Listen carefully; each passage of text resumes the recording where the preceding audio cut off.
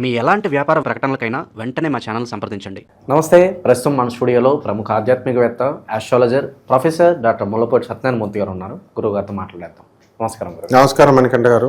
So November మాసం విశేషంగా వృషభ రాశి వారి పరిస్థితి ఏ విధంగా ఉంటుంది, ఎలాంటి పరిస్థితులు ఎదురవబోతున్నాయి, అదృష్టం ఏమైనా వరించబోతుందా, ఓవరాల్గా ఎలాంటి జాగ్రత్తలు తీసుకుంటారు? ఈ వృషభ రాశి వారికి అందరికీ కూడా మనకి శని వక్రించి లాభస్థితిగతుడై ఉన్నాడు. దానివల్ల అద్భుతమైనటువంటి లాభాలు మార్కెటింగ్ ఎగ్జిక్యూటివ్స్కి, మార్కెటింగ్ రంగంలో ఉన్నటువంటి వాళ్ళకి బాగా లాభాలు. వ్యాపారం కూడా ఫ్రాంచైజీలు ఇచ్చుకున్నటువంటి వాళ్ళకి బాగా అన్ని రకాల బిజినెస్లకు కూడా లాభాలు ఎక్కువగా ఉంటాయి.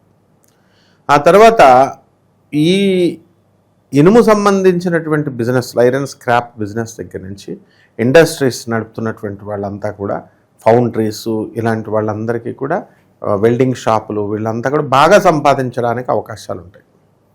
అలాగే ఈ శుక్రుడు మనకి కన్యా రాశిలో ఉన్నాడు. మన ఈ కుటుంబాల గురించి వీళ్ళు చాలా ఎక్కువగా వీళ్ళంతా కూడా ఆలోచించడము అనేటటువంటిది జరుగుతుంది. ప్రేమ పిల్లలపైన ఎక్కువగా వీళ్ళు చూపించడం అనేటటువంటిది జరుగుతుంది. పిల్లల నుంచి మనశ్శాంతి అనేటటువంటిది లభిస్తుంది వీళ్ళకి. అంటే చాలామందికి పిల్లల నుంచి వాళ్ళకి డబ్బులు ఎదిగొచ్చినా సరే డబ్బులు వీళ్ళు ఇవ్వాల్సి వస్తుంది, అనేక రకాలైన బాధలు. ఇప్పుడు అలాంటి బాధలు ఉండవు. పిల్లలు సంతోషం కలిగిస్తారు పిల్లలు తల్లిదండ్రులకి, పిల్లలు పుట్టడము ఇలాంటివన్నీ కూడా. అండ్ ఈ వృషభ రాశి వారికి ఈ నవంబర్ నెలంతా కూడా డిప్రెషన్తో చచ్చిపోతారు.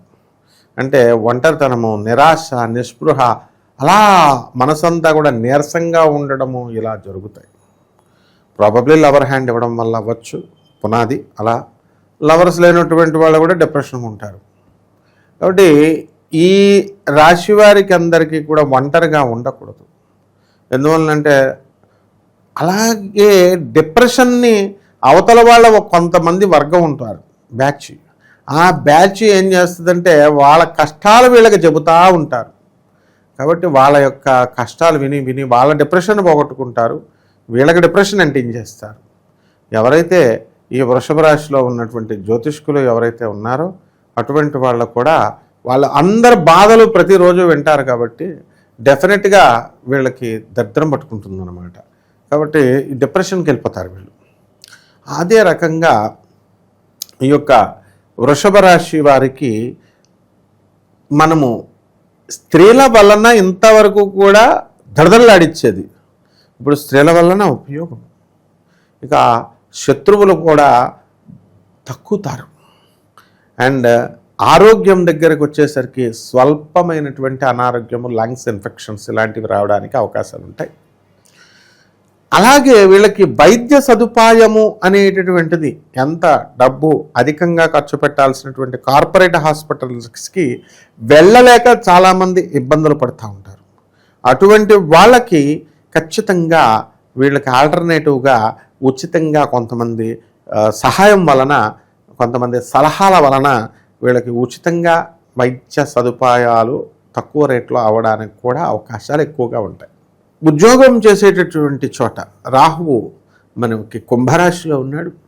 ఆయన వలన ఉద్యోగాలలో స్వల్పమైనటువంటి వాగ్వాదము, లేకపోతే కొంత అన్హెల్దీ వాతావరణము ఉండడము, అన్కంఫర్టబుల్గా ఉండడము, ఇలాంటివన్నీ కూడా జరగడానికి అవకాశాలు ఉంటాయి.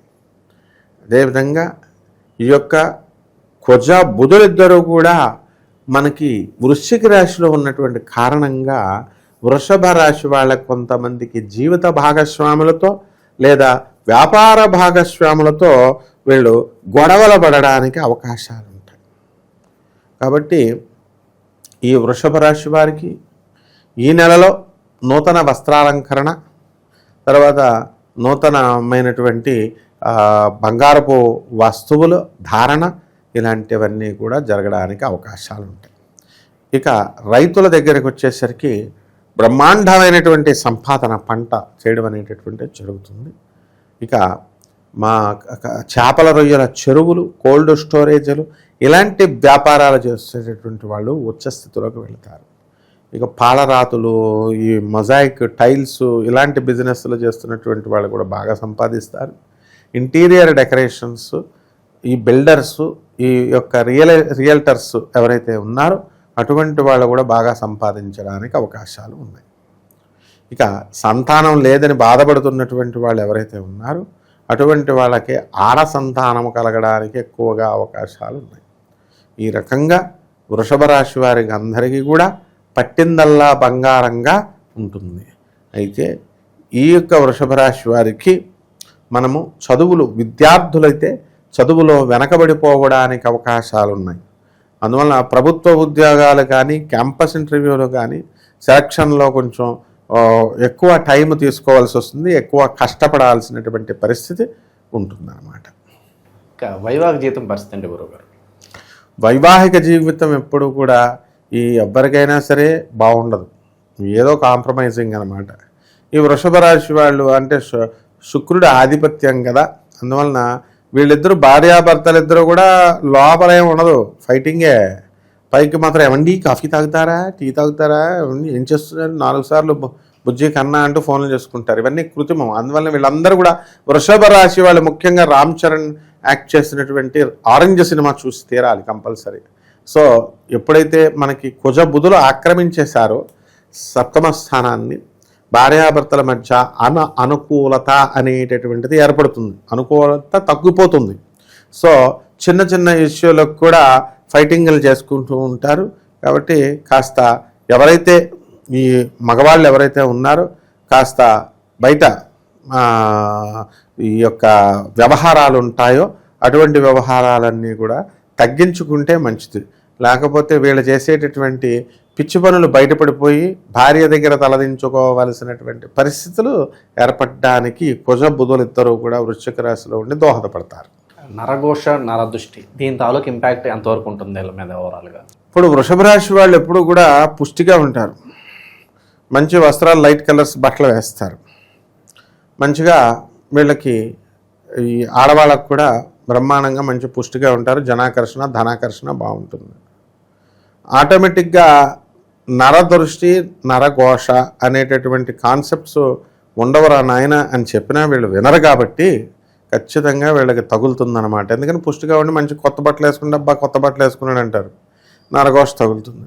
దానివల్ల వీళ్ళందరూ కూడా రోగాల పాలవడానికి అవకాశాలు ఉంటాయి, వామిటింగ్స్, జ్వరాలు ఇవన్నీ కూడా. కాబట్టి నరఘోష తగలడం వల్ల ఎంతోమంది అపార్ట్మెంట్లు అమ్మేసుకున్నటువంటి వాళ్ళు కూడా ఉన్నారు, ఇళ్ళు అమ్మేసుకున్నటువంటి వాళ్ళు. గృహప్రవేశం చేసుకున్నారండి, వాడి గృహప్రవేశం వాడు చేసుకోవచ్చు కదా, వాడు వాట్సాప్లో తీసి వీడియోల్లో పెట్టి చుట్టాలకు పంపుతారు. నరఘోష తగులుతుంది తగల తప్ప ఇల్లు లేనటువంటి వాళ్ళు. అసలు ఒక పెళ్ళే కావట్లేదంటే ఒక్కొక్కడు 2 3 చేసేసుకుంటున్నారు, ఒక్కొక్కడు 2 3 ఇల్లులు పెట్టేస్తున్నాడు, ఇల్లులు కొనేస్తున్నాడు. అవతల వాడికి ఏమీ లేని పేదవాడికి పాపం మనసు హర్ట్ అవుతుందా, హర్ట్ అవుదా? వీళ్ళని ఎవరు పెట్టుకోమన్నారు? కాబట్టి ఇటువంటివన్నీ కూడా తిక్క పనులు చేయడం వల్ల ఖచ్చితంగా నరఘోష, దృష్టి అనేటటువంటిది తగలడానికి అవకాశాలు ఉన్నాయి. నిరుద్యోగుల పరిస్థితి ఏంటి గురుగారు? శుభవార్త వినడానికి ఎంతకాలం పట్టొచ్చు? నిరుద్యోగులు కూడా వీళ్ళకి ఉద్యోగాలు రావడానికి అవకాశాలు ఉన్నాయి. ఏదో ఒక జాబ్ లేకపోవడం అనేది ప్రపంచంలో ఎక్కడా ఉండదు.